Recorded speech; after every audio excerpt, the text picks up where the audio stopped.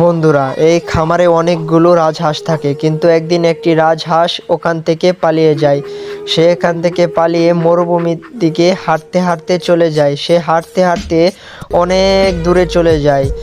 সে যখন যাচ্ছিল তখন হঠাৎ করে তার পেটে ব্যথা ওঠে, অনেক ব্যথা ওঠে। তারপর ও ওইখানেই দুইটা ডিম পেড়ে দেয়।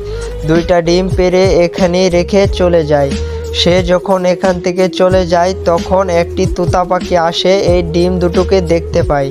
তারপর সে এই ডিম দুটোকে তা দিতে থাকে।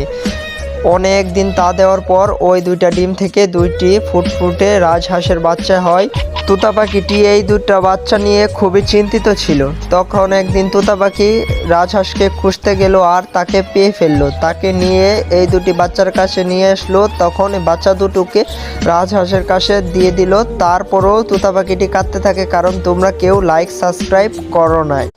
বন্ধুরা, এই খামারে অনেকগুলো রাজহাঁস থাকে, কিন্তু একদিন একটি রাজহাঁস ওখান থেকে পালিয়ে যায়।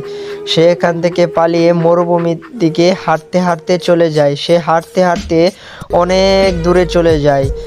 সে যখন যাচ্ছিল তখন হঠাৎ করে তার পেটে ব্যথা ওঠে, অনেক ব্যথা ওঠে। তারপর ও ওইখানেই দুইটা ডিম পেড়ে দেয়।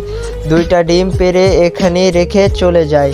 সে যখন এখান থেকে চলে যায় তখন একটি তোতা পাখি আসে, এই ডিম দুটোকে দেখতে পায়।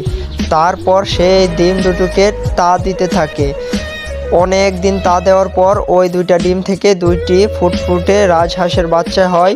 তোতা পাখিটি এই দুটা বাচ্চা নিয়ে খুবই চিন্তিত ছিল। তখন একদিন তোতা পাখি রাজহাঁসকে খুঁজতে গেল আর তাকে পেয়ে ফেললো। তাকে নিয়ে এই দুটি বাচ্চার কাছে নিয়ে আসলো। তখন এই বাচ্চা দুটোকে রাজহাঁসের কাছে দিয়ে দিল। তারপরও তোতা পাখিটি কাঁদতে থাকে, কারণ তোমরা কেউ লাইক সাবস্ক্রাইব করো নাই।